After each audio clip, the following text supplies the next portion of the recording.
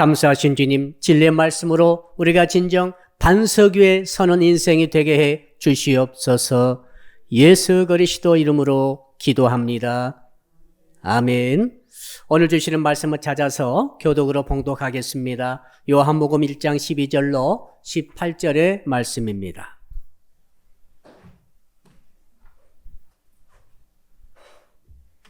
요한복음 1장 12절로 18절의 말씀을 우리가 읽을 때에 교독으로 읽겠습니다. 제가 먼저 요한복음 1장 12절의 말씀을 읽습니다. 영접하는 자 곧 그 이름을 믿는 자들에게는 하나님의 자녀가 되는 권세를 주셨으니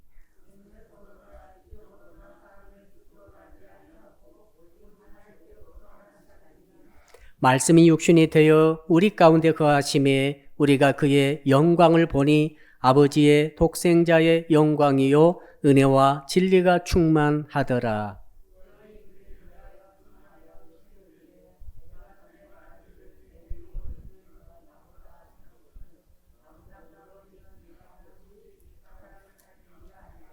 우리가 다 그의 충만한 데서 받으니 은혜 위에 은혜라라.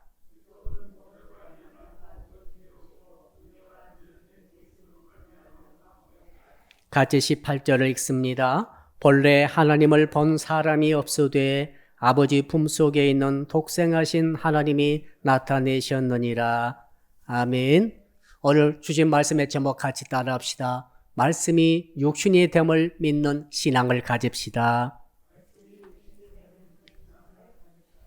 옆사람 인사할까요? 모든 것이 당신의 말대로 됩니다. 실수했습니다. 아닙니다. 모든 것은 하나님의 말대로 됩니다. 그렇죠. 우리 말대로 되면 얼마나 좋겠습니까? 그러나 우리 말대로 되다가는 세상은 망합니다. 그렇죠. 그러나 하나님의 말씀대로 모든 것은 되어지고 있는 줄로 믿습니다. 그러니까 우리가 지금 살아있고, 그러니까 세상은 망하지 않고 지금도 돌아가고 있는 가운데 있는 줄로 믿습니다. 태풍이 왔는데 정말 어려운 분도 계셨습니다. 잘못되신 분도 계셨습니다. 그러나 벗어난 분도 계십니다. 여러분, 세상 모든 것은 지금도 하나님의 말씀대로 되어지는 줄로 믿습니다. 지금까지 이 1장 1절부터 지금 오늘 1장 18절까지 볼 터인데 이 전체가 지금 주장하는 건 뭡니까? 태초가 있었다는 것이고 태초에 아무것도 없는데 말씀이 계셨다는 것이고 그 말씀은 하나님이시라는 것이고 그 말씀은 창조주이시라는 것이고 그 말씀은 곧 예수 그리스도라는 것이죠. 그리고 그 말씀이 참 빛이 되었다는 것이고 그 말씀은 또 뭡니까? 생명이 된다는 것이죠. 그 말씀을 믿고 영접하는 자는 하나님의 자녀가 되는 권세를 주셨는데 세상 사람들은 이 말씀을 알지 못해서 받아들이지 않으므로 이렇게 되었다. 세상이 이렇다라고 지금까지 말씀을 드렸습니다. 이제 오늘 본문의 핵심은 14절이죠. 우리 14절 한번 같이 읽어볼까요? 14절 시작. 말씀이 육신이 되어 여기까지입니다. 말씀이 육신이 되어 우리 가운데 거하심이 그러므로 태초에 아무것도 없을 때 말씀만 있었는데 그 말씀이 하나님이시고 그 말씀이 예수님이시고 그리스도이시고 그 말씀이 창조주이신데 그 말씀이 참빛이시고 그 말씀이 생명이신데 그 말씀이 우리와 똑같은 이 혈육을 가진 인간의 몸을 입으시고 육신을 입으시고 우리 가운데 세상 가운데 거하시더라. 이것이 오늘 말씀의 제목이자 핵심이 되겠습니다. 여러분, 이걸 성육신이라고 그랬죠. 이룰 성자, 육신을 이루었다. 말씀은 언어에 불과하죠. 언어잖아요, 아까. 그렇죠? 그러나 언어인 이 말씀이 예수 그리스도이기 때문에 이 말씀이 육신을 입고 이 땅에 오셔서 우리 가운데, 세상 가운데 거하셨더라. 거하시고 계신다.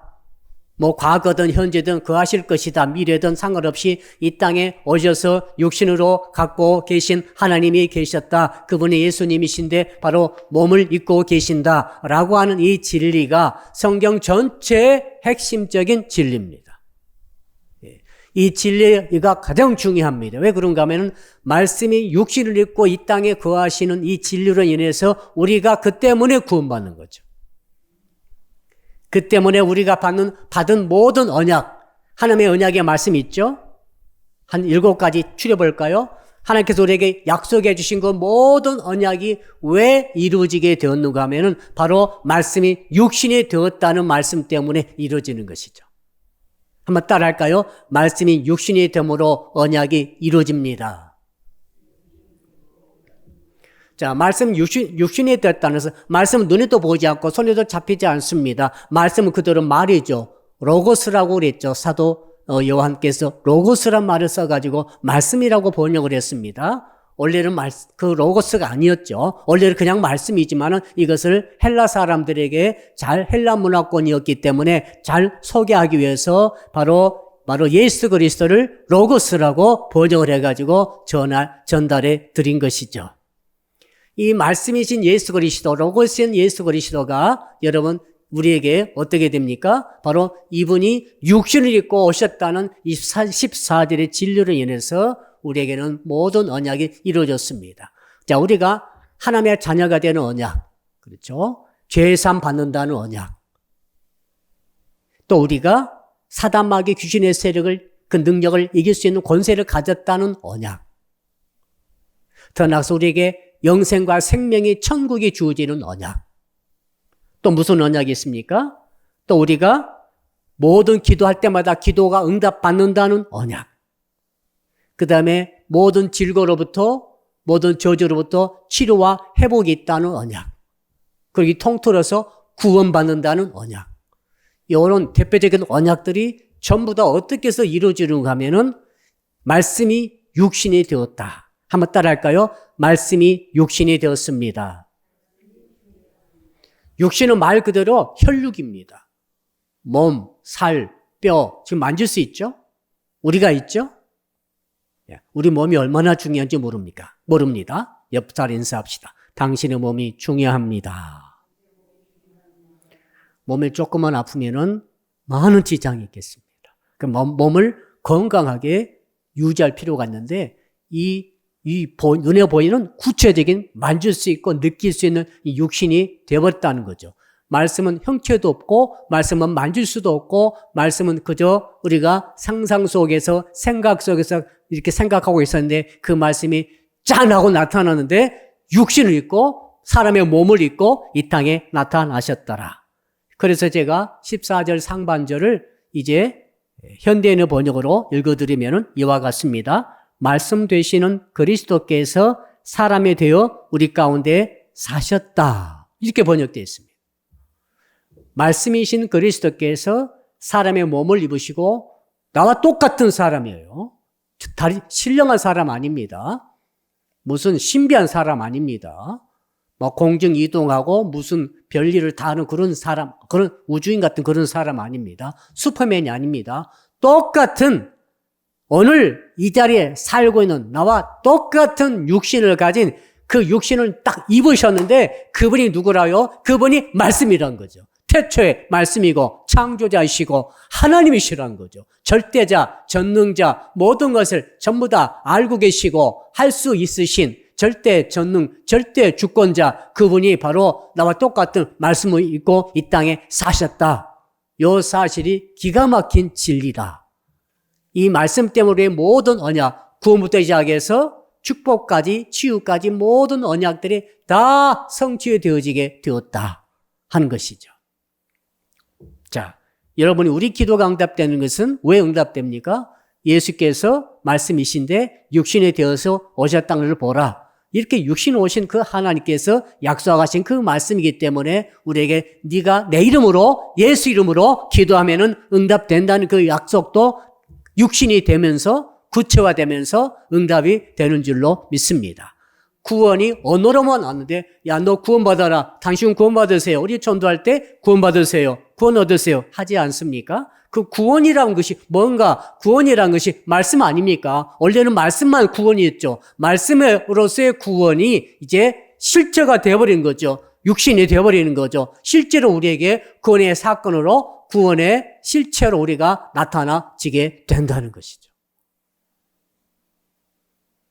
자, 그러니까 이걸 여러분 잘 이해하시게 되면은 놀라운 하나님의 은혜가 있을 줄로 믿습니다. 자, 어떤 교회, 피택 대신 항존직 분이 계셨는데 그분이 이제 노예에서는 시험 보지 않습니까? 우리 작년도 그 시험 보셨죠? 시험 볼 때 이제 문제가 너무 쉬운 거 나왔어요. 예수님이 누구냐? 이거 설명하라. 이거 나왔어요. 이분이 세계 4대 성인 중 한 분이십니다.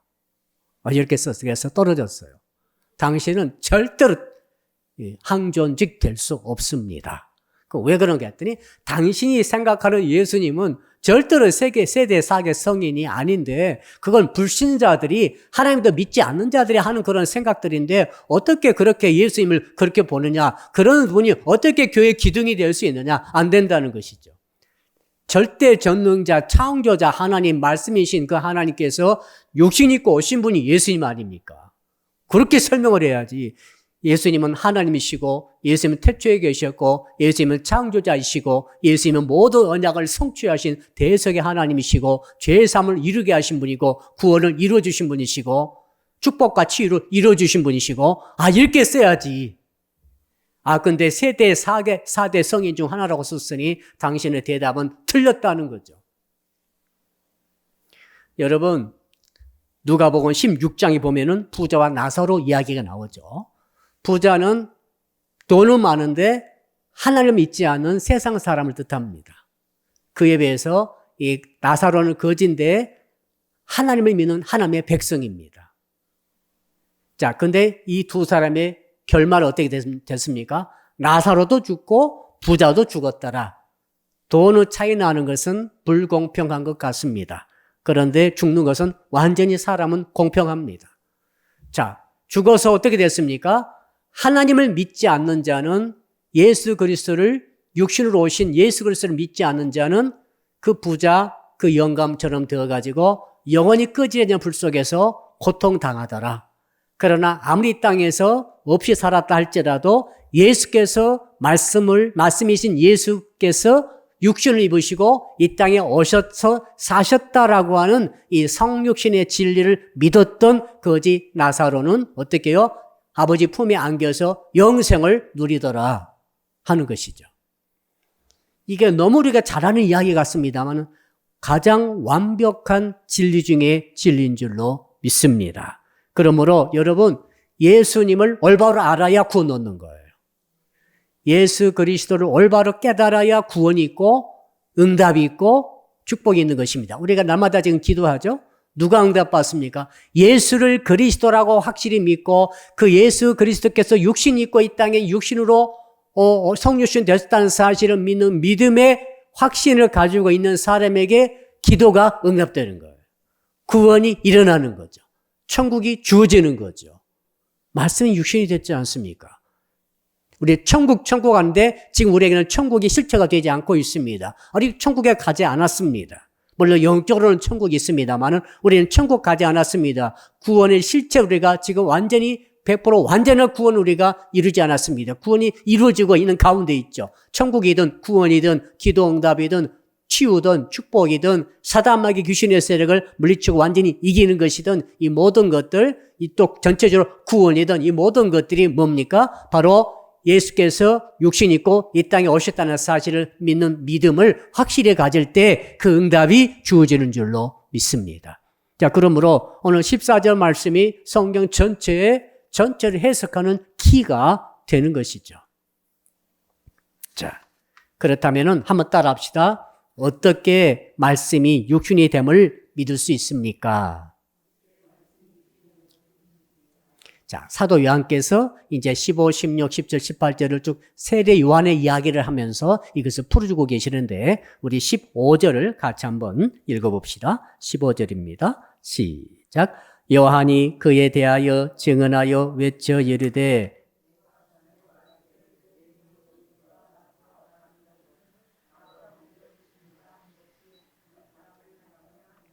자, 내 뒤에 오시는 이가 나보다 앞선 것은 자, 세례 요한이 이렇게 말했다는 것입니다. 세례 요한은 예수님보다 6개월 먼저 태어났죠? 6개월 먼저 태어났어요. 그리고 하나님 예수께서 태어나셨습니다. 근데 오늘 본문은 뭐라고 사도 요한이 해석하는가 하면은 세 요한의 말을 인용해가지고 그에 대하여 증언하고 외쳐 이르되 내가 전에 말하기를 내 뒤에 오시는 이 6개월 뒤에 내 뒤에 왔죠. 내 뒤에 오시는 이가 나보다 앞서 있다. 예수님의 선제성이랍니다. 선제하고 계셨다. 자, 앞선 것은 나보다 먼저 계심이라. 먼저 계시죠. 말씀이심으로. 태초에부터 계셨어요. 천지 만물이 창조되기 전부터 계셨어요. 6개월 전부터가 아니라 영원 전부터 미리 이미 예수님이 말씀이신 예수님이 계셨더라. 세례 요한이 예수님을 가리키면서 저분이 말씀이 육신되어 우리에게 오신 나보다 앞서 계신 선제에 계신 태초에 계셨던 그 말씀이신 하나님이시다라고 지금 가리키는 거예요. 엄청난 일이죠, 이거. 그렇죠? 태초부터 그 역사, 그 순간까지 한 번도 없었던 증언을 세례 요한이 최초로 하는 것이죠. 그 전에는 선지자들은 메시아가 오신다 말로만 말씀으로만 했습니다만은 세례 요한은 직접 육신 오신 예수님을 바라보면서 그에게 세례 주면서 말이죠. 그를 가리키면서 자, 세상 죄를 지고 하는 하나님의 어린 양이로다 하면서 나보다 먼저 계셨다. 그분은 그 무슨 말입니까? 저 육신 입고 오신 그분은 보통 청년의 모습이었어요.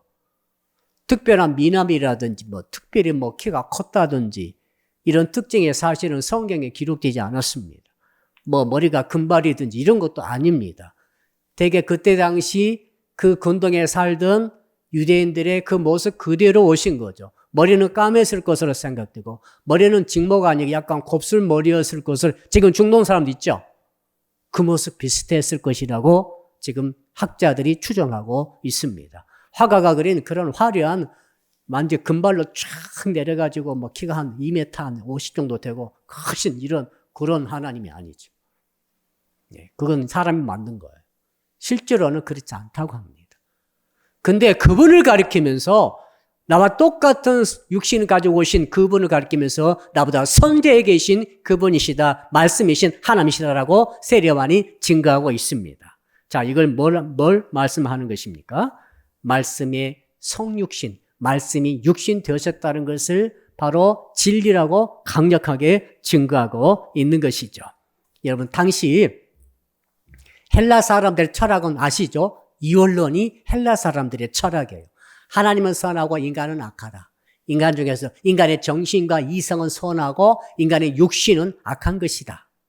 그러므로 인간이란 뭐냐? 인간에는 선한 정신이 악한 육신에 붙잡혀가지고 둘러싸여가지고 탈출하려고 고생하는 존재가 인간이다. 이런 것을 헬라 철학으로 그들이 갖고 있었던 사상입니다. 자, 그러니까 하나님은 선하시고 아름다우시고 이건 신령한 분이신데 거룩하신 분이신데 하나님이 육신을 입고 오신다는 것은 있을 수가 없다는 생각을 갖고 있는 거예요. 그러니까 당시 전 세계 사람들이 헬라 사상에 영향받고 있었는데 그들이 일반적으로 생각하기는 하나님의 분이 계신데 그분은 아주 신령하고 영적으로 오신 분이시지 손에 잡히지도 않고 만질 수 없는 영적인 존재로 거룩한 존재로 신령한 존재로 정신적인 존재로 그렇게 오신 분이시지 우리처럼 인간처럼 육을 입고 오실 리가 없다. 왜? 육신은 악하고 육신은 더럽기 때문에 그렇다. 타락한 육신이기 때문에 그렇다. 이런 생각을 갖고 있었거든요. 근데 사도 요한께서 은혜 받고 보니까 예수님은 누구십니까? 예수님이 육신 입고 오셨단 말이죠. 영으로 오신 게 아니에요.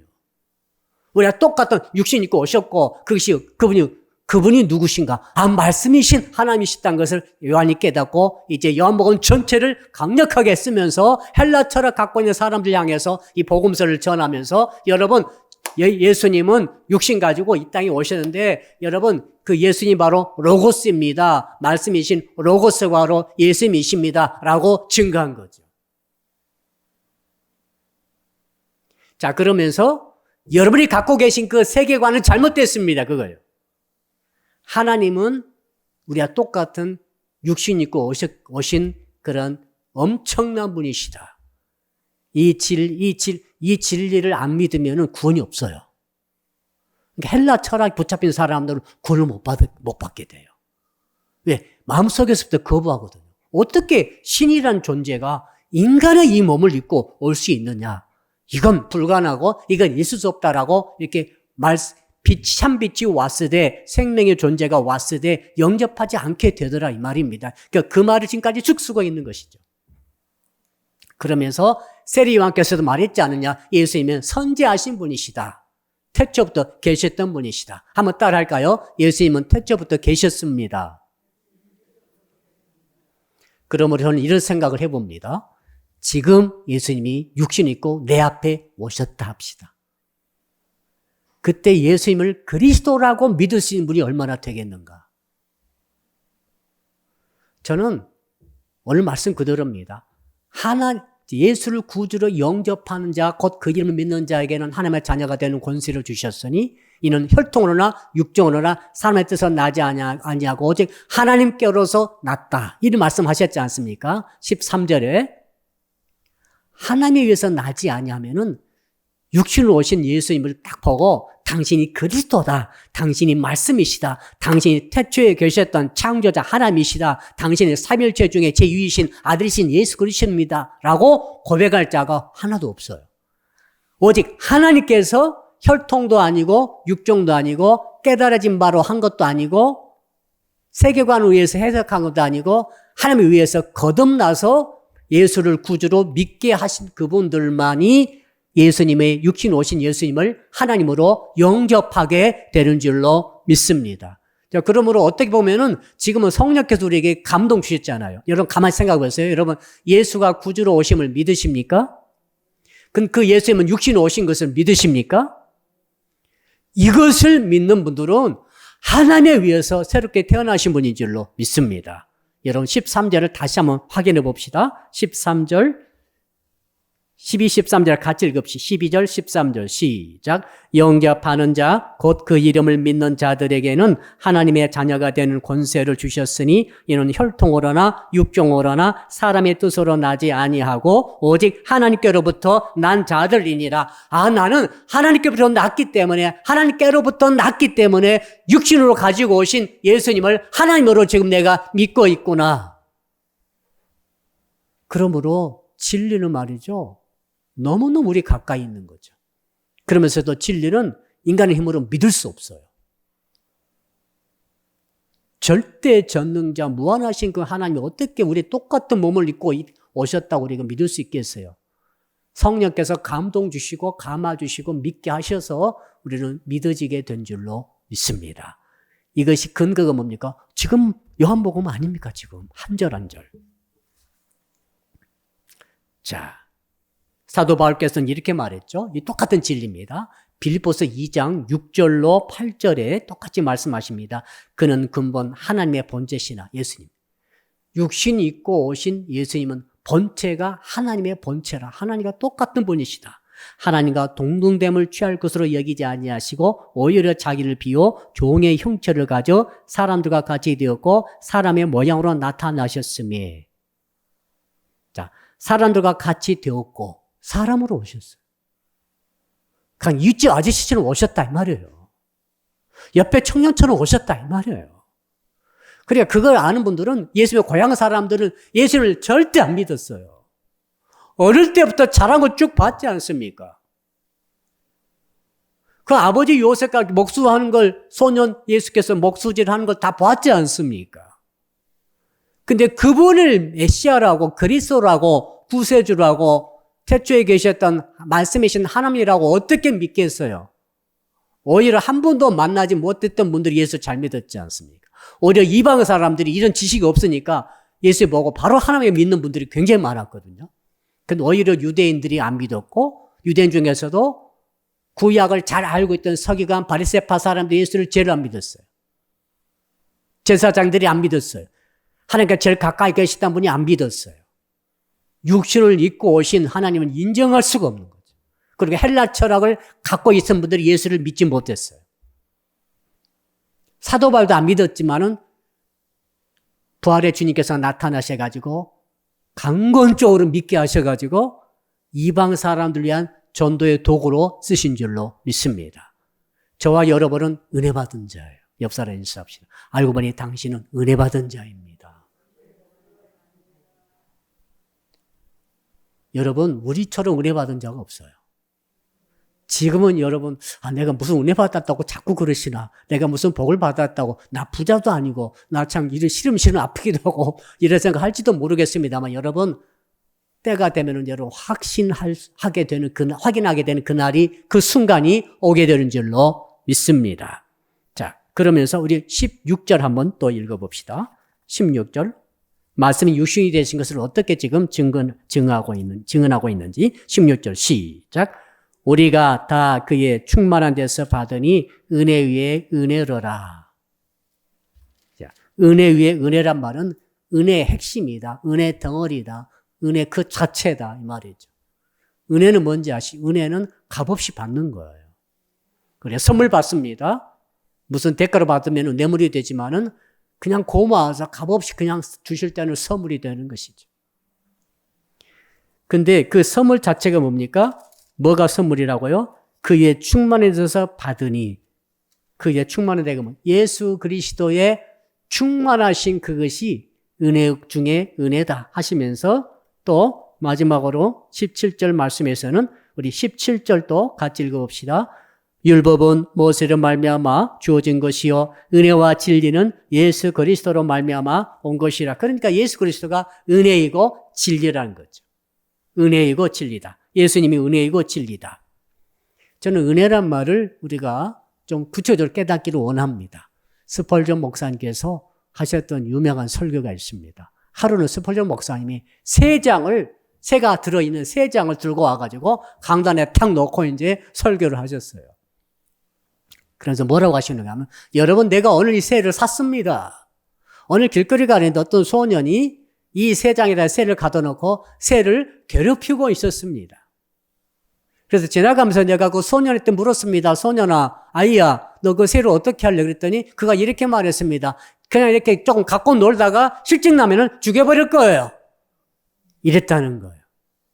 그래서 스펄전 목사님이 그러지 말고 그걸 나한테 팔 수 없니? 했더니 그 아이가 농담처럼 $100 주면은 팔겠다 했다는 것입니다. 그때 $100는 지금 100만 원 넘겠죠. 지금 100만 원 넘는 큰 돈이에요. 근데 어떤 일이 있습니까? 실제로 스펄전 목사님 $100 주고 그 새를 샀어요. 그리고 이제 그날 설교 때 그걸 들고 나오신 거예요. 여러분, 제가 이걸 그 소년한테 왜 그대로 두면은 이 새가 죽게 되기 때문에 그냥 갖고 놀다가 죽인다 하는 그 악동이죠. 악동으로부터 내가 100불을 값을 지불하고 새를 사왔습니다. 여러분, 그러면서 이제 진짜 본론으로 말하죠. 사단 마귀가 여러분을 새장처럼 잡아가지고 갖고 놀고 있습니다. 왜 그런가? 그 죄 때문에 벗어날 길이 없습니다. 죄와 허물과 조상의 이제 원죄할 것 없이 그 죄를 짓고 있는 그 죄 때문에 꼼짝 못하고 사단 마귀에 붙잡혀가지고 마치 이 새처럼, 새장이 같은 새처럼 꼼짝 못하고 이제 하고 있는데, 제가 하나님께서 이제 사단 마귀에게 물었다는 거예요. 야, 그 사람을 어떻게 할래? 내가 이 사람에게 죄 짓게 하고 욕심 부리게 하고 서로 미워하게 하고 서로 죽이게 하다가 때가 되면 내가 죽여버리겠다고 했다는 거예요. 그러니까 사단 마귀에게 예수께서, 야, 그 사람을 죽이지 말고 내게 팔아라. 얼마 주면 팔래. 그래가지고 사단 마귀가, 이것은 애화입니다. 교리는 아니고 애화예요. 이해를 하시라고 애화입니다. 사단 마귀가 뭐라고 그랬는가 하면, 사시려면은 잘 생각하시라고. 이들이 당신을 배반할 것이고, 당신을 결국 이들은 십자가 못 박아 죽일 것인데, 그래도 이것을 사겠습니까? 정 살려면은 당신의 핏값을 지불하시오. 그랬다는 거죠. 근데 정말로 하나님께서는 당신의 핏값인 예수 그리스도의 독생자 외아들 예수님의 피를 흘림으로 여러분의 사람의 영혼을 샀다는 것이죠. 자, 이렇게 스펄전 목사님이 하신 설교의 내용입니다. 뭐냐면은 은혜라는 거죠. 예수님의 본질은 은혜예요. 예수 그리스도의 본질은 은혜예요. 율법이 아닙니다. 거기 나와 있죠? 율법이 아니라고 확실히 나와 있죠. 17절에 보게 되니까 율법은 모세로 말미암아 주어진 것이요 은혜와 진리는 예수 그리스도로 말미암아 온 것이라. 예수님의 본질은 은혜예요. 우리가 예수 믿는다는 것은 은혜를 믿는 거죠. 은혜를 받는 거예요. 예수 그리스도를 믿는 것 자체가 지금 은혜를 받아들이고 있는 거죠. 은혜가 뭡니까? 나는 죄인인데 예수께서 핏값 흘리셔가지고 핏값을 지불하시고 대속의 죽음을 당하심으로 우리는 구원을 얻었다 하는 거죠. 이 진리가 어떻게 내 진리가 내 것이 됩니까? 예수께서 말씀이신데 그 말씀이 육신을 입으시고 이 땅에 오셨다. 그래서 이 땅에 사셨다는 사실을 성육신을 믿을 때에 그 믿음을 가질 때에 바로 이러한 진리가 은혜의 진리가 우리의 것이 되는 줄로 믿습니다. 한번 따라합시다. 예수께서 육신이신데 육신으로 오셨습니다. 예수께서 육신으로 오셨다는 사실 진리를 믿을 때 우리에게 어떤 일이 일어납니까? 은혜가 주어지는 거죠. 진리가 우리에게 있는 것이죠. 진리는 다른 게 아닙니다. 1+1이 진리가 아니라 진리는 예수가 그리스도요 육신이신 말씀이신 예수께서 육신이 있고 이 땅에 오셨다는 사실, 그 사실 자체가 진리인 줄로 믿습니다. 저는 성도 여러분들이 은혜를 절대 놓치지 않기를 주 이름으로 축복합니다. 그러면서 17절의 말씀에서 이제 주님께서 하나님께서 은혜로 오신 말씀이신 예수님의 이름을 확실히 말씀해 주시죠. 뭐라고 말씀했습니까? 17절 보니까 한번 따라할까요? 은혜와 진리는 예수 그리스도이십니다. 이름을 알아야죠. 여러분 천국 갈 때 왜 우리가 천국 갑니까? 예수 그리스도 때문에 천국 가는 거예요. 여러분이 이 땅에서 열심히 봉사하고 헌금하고 헌신하고 죽도록 충성하고 전도 많이 하고 교회 크게 든든히 세우고 너무너무 좋은 것, 아름다운 것들인데 그것 때문에 천국 가는 게 아니에요. 그게 아니라 은혜로 천국 갑니다. 은혜 중에 은혜가 뭐라고요? 예수 그리스도죠. 자, 그러니까 여기서 이름을 알려주지 않습니까? 예수 그리스도로 말미암아 온 것이라. 은혜의 진리가, 은혜와 진리가. 예수는 뭡니까? 예수는 언제 나오죠? 마태복음 1장 20절, 21절에 보게 되니까 그때 바로 요셉이 주의 천사에게서 전해드린 그 음성, 말씀이 바로 거기에 예수란 이름이 처음 등장하죠. 거기에 이렇게 되어 있습니다. 마태 1장 20절, 21절입니다. 주의 사자가 현몽하여 이르되 다윗의 자손 요셉아 네 아내 마리아 데려오기를 무서워하지 말라. 그에게 잉태된 자는 성령으로 된 것이라. 아들을 낳으리니 이름을 예수라 하라. 이름을 예수라 하라. 이는 그가 자기 백성을 그의 죄에서 구원할 자이심이라. 그러니까 예수란 뜻은 구원자란 뜻이죠. 예수님, 예수여, 예수님 부를 때 구원자시여, 나의 구주시여, 나를 죄로부터 멸망으로부터 사망으로부터 구원할 자이십니다. 라고 하는 고백이 예수란 이름 자체인 줄로 믿습니다. 자, 그리고 그리스도는 뭡니까? 그리스도는 메시아란 뜻이죠. 히브리어로 메시아. 이 말은 아까 우리 찬양팀이 열심히 불렀죠. 왕 중의 왕이시다. 왕이시다는 거죠. 전 세계 오주 만물의 왕권을 다 어깨에 정사를 짊어지신, 정사란 말은 왕의 권세죠. 왕 한마디면 모든 백성이 무릎 꿇잖아요. 우주의 왕이신, 만왕 왕이신 예수께 정사를 다 갖고 계시기 때문에 예수께서 한마디 하시면 다 무릎을 꿇고 복종하게 되어 있습니다. 이것이 그리스도란 뜻이죠. 그러니까 유대인들은 그리스도를 정말 기다리고 정말 그리스도를 사랑하고 사모하고 기다리고 숭배하고 있습니다. 근데 바로 육신으로 말씀이 육신 되어가지고 입고 오신 저 나사렛 예수, 그분이 바로 예수가 그리스도다. 따라합시다. 예수님은 그리스도이십니다. 이것이 은혜와 진리죠. 예수가 그리스도가 될 때 우리는 그 은혜로 인해, 예수님의 은혜로 인해 우리는 구원받고 그리스도 왕권을 우리에게 주신 그 하나님의 그 왕권에 의해서 우리가 육신을 입고 오신 예수를 믿게 됨으로써 세상에서 모든 주께서 우리에게 주신 언약을 성취하게 된 것이다 하는 것이죠. 이 그리스도란 말을 사도 안드레가 사도 베드로에게 전도 받을 당시에 썼던 말 아닙니까? 안드레가 먼저 예수를 만났어요. 보니까 이분이 누구예요? 그리스도야. 구약 내내 기다려왔던 메시아예요. 왕권 가지신 자예요. 왕 중의 왕이셔. 이분 하는 거 보고 말씀하는 거 보니까 왕이셔, 이분이. 우주 전체 만물의 왕이시, 그 하나님이라는 뜻이거든요. 그러니까 안드레가 얼른 형제 베드로에게 가가지고 베드로에게 이렇게 말하죠. 요한복음 1장 41절입니다. 우리가 메시아를 만났다 하고, 메시아는 번역하면 그리스도라. 할렐루야. 여러분, 예수가 그리스도란 뜻은 은혜이고 동시에 우리에게 진리고 우리를 완전히 구원하실 하나님의 아들의 이름이신 줄로 믿습니다. 자, 그러므로 우리는 예수와 그리스도를 뗄 수 없어요. 예수와 그리스도 따로 있지 않아요. 예수 그리스도가 붙어 있는 거죠. 나사렛 육신 있고 오셨던 목수의 아들, 요셉의 아들, 마리아의 아들, 그 예수, 그분과 그리스도는 붙어 있는 것이죠. 다른 인간을 그리스도로 하면 안 되는 거죠. 요한 그리스도 이렇게 하지 않습니다. 바울 그리스도 하면 안 돼. 이단이죠. 그렇죠? 뭐 베드로 그리스도 합니까? 큰일 납니다. 예수 그리스도. 아멘. 자, 나사렛 출신 그 목수의 아들 예수, 그분이 그리스도라 이거죠. 그분은 육신 가지고 이 땅에 오신 분이 신령한 분이 아니십니다. 유령과 같은 몸을 가진 그런 변화체의 몸을 갖고 오기는 그런 몸이 실제 똑같은 육신 가지고 오셔서 아프기도 하시고 피곤하시기도 하시고 때리면 피도 흐르고 죽임을 당하실 수 있는 똑같은 구체적인 인선 오신 그분, 나사렛 출신 예수, 그분이 바로 그리스도라고 우리는 믿고 있고, 그래도 우리는 은혜를 받는 거죠. 이것 자체가 은혜예요. 예수가 그리스도라고 믿는 것 자체가 은혜예요. 그리고 이것이 뭡니까? 진리죠. 우리를 구원할 진리죠.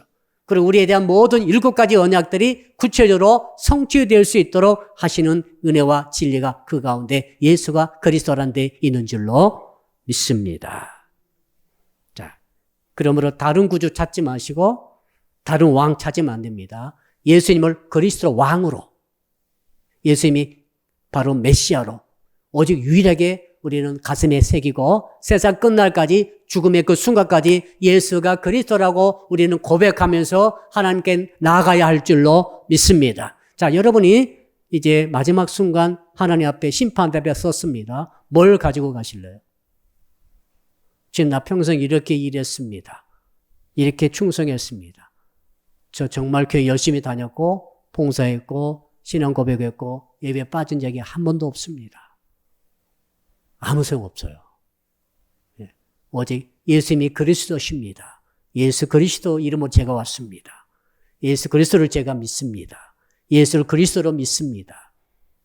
요한복음 1장 14절 이 말씀 12절, 13절, 14절, 15절, 16절, 17절까지 이 말씀을 가지고 이 말씀에 근거해서 하나님 아버지 앞에 고백할 수 있기를 주 이름으로 축복합니다. 그럴 때 여러분은 통과하는 거예요.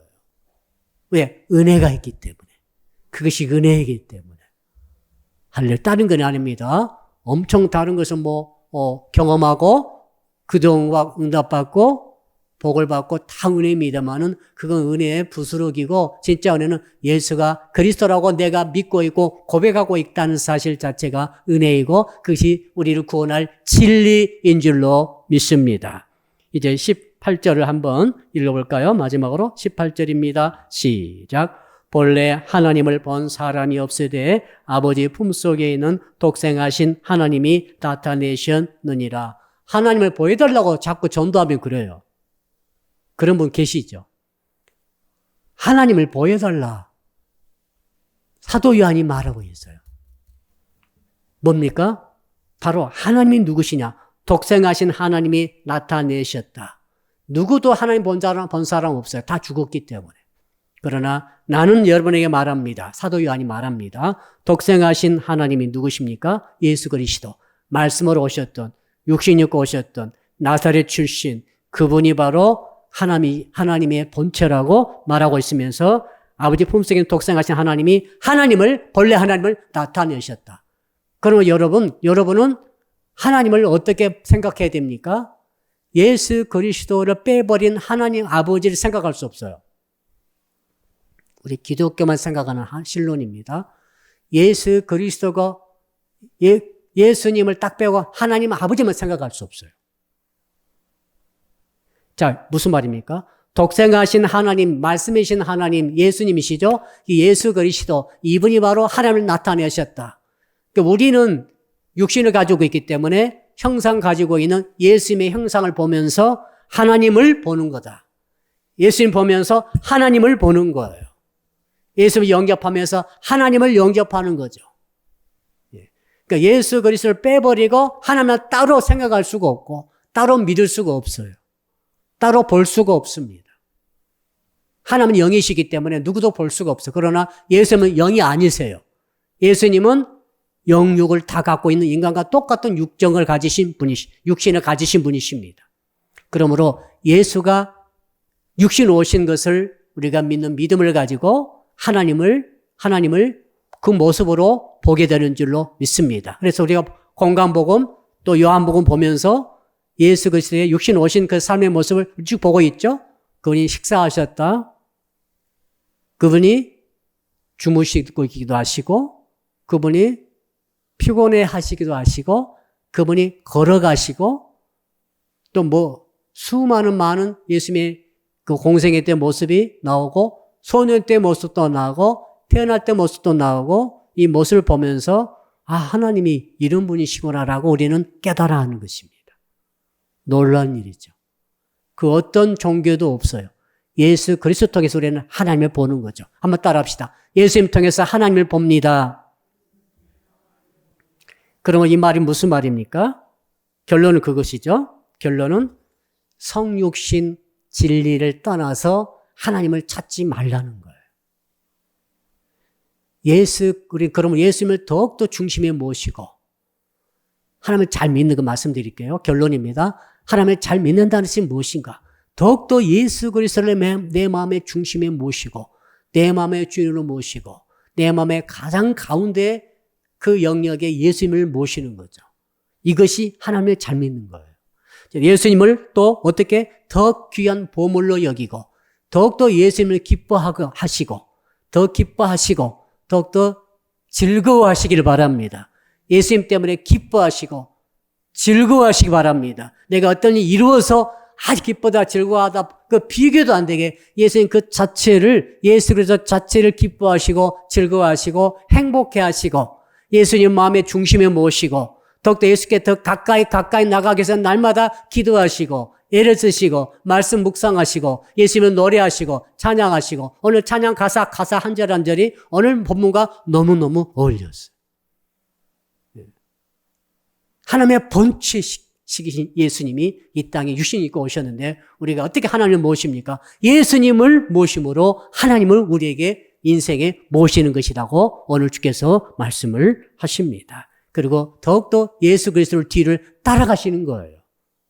예수 뒤를 따라가는 거죠. 하나님을 따라가는 것은 예수를 따라가는 거죠. 그리고 더욱더 예수님을 내 삶 속에서 드러내는 거죠. 그러니까 여러 모습 속에서 예수님이 드러나신 분이 예수님을 제일 잘 믿는 거죠. 여러분에서 어떤 냄새가 나야 됩니까? 인간의 냄새가 아니라 예수님의 향기가 나야 할 줄로 믿습니다. 이제 마지막으로 예와 하나를 말씀드리고 말씀을 마치겠는데 자 그러므로 말씀이 육신으로 오신 예수 그리스도를 내가 믿을 때에 나는 어떻게 살아야 됩니까? 그 언약의 말씀을 육신화하면서 살아가야 되는 것이죠. 내게 주어진 삶은 나는 어떻게 살아야 됩니까?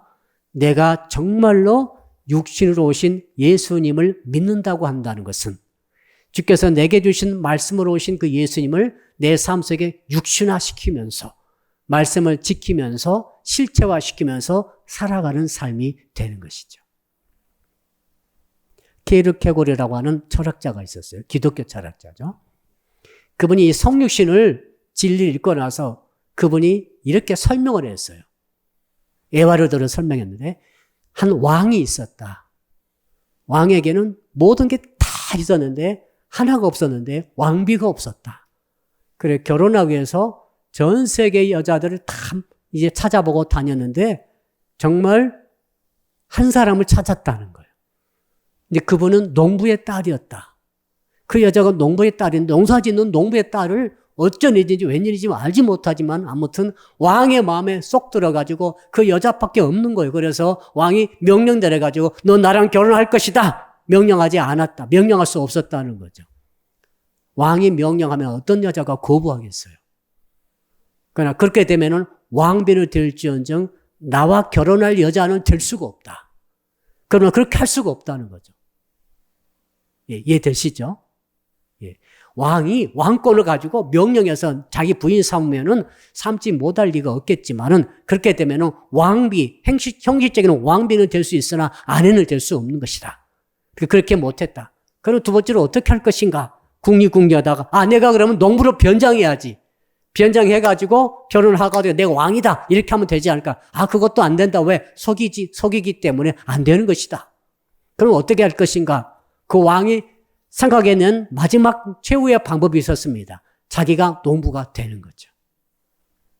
그래가지고 자기가 완전히 농부가 돼가지고 그 동네 가가지고 그 여자 옆에서 같이 농사 지면서 농사꾼 되어가지고 농부의 밥을 먹고 농부의 집에서 살면서 농부의 일을 하면서 살면서 교제하다가 드디어 여자가 자기를 남편으로 받아들일 때에 결혼을 하게 됐더라.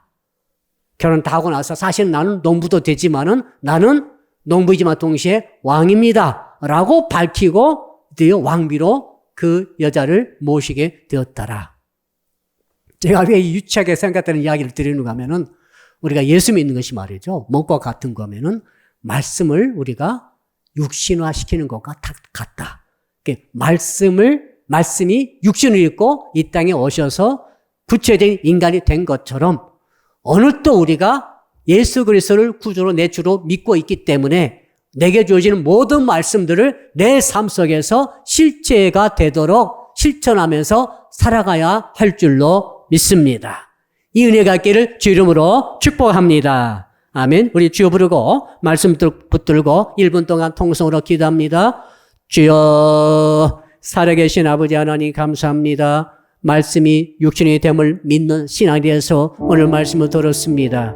아버지 하나님, 하나님께서는 천지만물을 창조하시고 그때 태초에 말씀이 계셨고 말씀은 하나님이시고 그 말씀은 곧 예수 그리스도이시고 그 말씀이 참 빛이시고 그 말씀이 생명이라고 말씀하셨으니 그 말씀을 내 마음의 구주로 받아들이고 믿고 영접할 때 하나님의 자녀가 되는 권세가 주어진 걸 믿습니다. 그러나 많은 사람들이 예수가 그리스도란 것을 믿음으로 받아들이지 않고 아버지의 거부함으로 말미암아 아버지 하나님의 자녀가 되는 말씀이 실제가 되지 못한 것을 깨달았습니다. 주여, 우리에게 주신 수없이 많은 하나님의 축복의 언약, 구원의 언약과 죄사함의 언약과 그리고 사단 마귀 귀신을 능력을 전부 다 제압할 수 있는 그러한 권세의 언약과 그리고 아버지 하나님께 약속하신 바 우리가 천국 가는 언약과 영생하는 언약과 이 모든 언약, 치유와 구원의 언약, 이 또 축복의 언약까지 이 모든 언약들은 말씀이 육신이 됨을 믿을 때에 말씀이 육신이 되어 우리 가운데 사셨다는 진리를 14절의 진리를 믿을 때 바로 이 모든 언약이 내 것이 되는 줄로 믿습니다. 아버지, 예수가 그리스도란 것은 바로 은혜 중에 은혜인 줄로 믿습니다. 예수께서 이 땅에 오신 것 자체가 은혜로 우리를 살리시려고 이 땅에 오신 줄로 믿습니다. 아버지 하나님, 그럼 우리가 땅에 어떻게 살아야 되겠습니까? 말씀이 육신되어 이 땅에 오신 것처럼 우리가 이제는 주께서 주신 말씀을 붙들고 이 땅에 실체화시키면서 이 땅의 말씀을 실제로 내 것으로 만들면서 살아가야 할 줄로 믿습니다. 내게 주신 말씀을 믿음으로 받게 하시고 그 받은 말씀이 지시한 곳으로 가서 그 지시한 삶을 살아감으로 말씀이 육신이 되어 예수님에 의해서 구원받아 하나님의 자녀가 된 우리들이 살아가게 하여 주시옵소서. 아버지 하나님, 그리하여서 말씀이 육신된 것을 날마다 경험함으로 은혜와 진리가 충만한 모든 주의 자녀들이 되게 하여 주시옵소서. 기도는 응답받게 하시고 치유와 구원은 일어나게 하시고 실제로 천국 가는 역사가 있게 하여 주시며 사단 마귀 귀신의 역사를 그 능력을 제어할 수 있는 권세를 활용하는 은혜가 있을 줄로 믿습니다. 이번 주일은 9월 두 번째 주일이 되겠습니다. 베드로의 올라가는 신앙이라는 제목을 가지고 이번 주에 말씀 듣고 주께 예배를 드릴 때에 큰 은혜가 있게 하시되 전부 다 베드로가 경험했던 하나님을 만나는 은혜가 있게 도와주시고 베드로가 경험했던 사도행전의 역사를 우리 교회가 성도님들이 경험할 수 있도록 도와달라고 예배를 위해서 간절히 기도하고 강용목 집사님 치료를 위해서 기도해 주십시오. 더 나아가서 토요일 날 이제 추석절이 되겠습니다. 추석을 전후해서 우리 성도들 오고 갈 때 안전사고 한 건이 없도록 지켜주시도록 가정에 아주 화목한 역사가 있도록 우리 한 번 더 기도하겠습니다. 주여 아버지 하나님, 이번 주일에 베드로의 올라가는 신앙을 제목으로 주여 말씀 붙들고 가고자 합니다. 주여 도와주시옵소서. 베드로가 다락방에 올라가서 하나님의 말씀을 듣고 하나님 정말로 세계 선교의 장을 열고 그 장을 넓혔던 것처럼 주여 우리 사랑의 교회 우리 성도들에게 가정마다 아버지 하나님 마음속에 아버지 하나님 베드로 올라가는 신앙 이 역사가 심겨질 수 있도록 주여 도와주시옵소서. 중추절을 맞이하여서 우리 귀한 성도들이 오고 갈 때 안전사고건이 없게 하시고 가정마다 모일 때 화목의 가정을 이루는 불쏘시개처럼 되어서 아버지 가정복음화를 이룰 수 있는 준비를 갖출 수 있도록 도와주시옵소서. 몸이 아픈 자, 마음이 상한 자가 있습니다. 우리 강집사님을 기억하시고 주여 안수해 주십시오. 이 시간 만져 주시옵소서. 아버지 깨끗이 치료하여 주옵소서. 회복시켜 주시옵소서. 일으켜 세워 주시옵소서. 회복시켜 주시고 일으켜 세워 주실 줄로 믿습니다. 모든 걸 주께 맡깁니다. 예수 그리스도 이름으로 감사하며 간절히 기도드리옵나이다. 아멘. 주의 기도로 예배를 마칩니다. 하늘에 계신 우리 아버지, 아버지의 이름을 거룩하게 하시며 아버지의 나라가 오게 하시며 아버지의 뜻이 하늘에서와 같이 땅에서도 이루어지게 하소서. 오늘 우리에게 일용할 양식을 주시고 우리가 우리에게 잘못한 사람을 용서하여 준 것 같이 우리 죄를 용서하여 주시고 우리를 시험에 빠지지 않게 하시고 악에서 구하소서. 나라와 권능과 영광이 영원히 아버지의 것입니다. 아멘.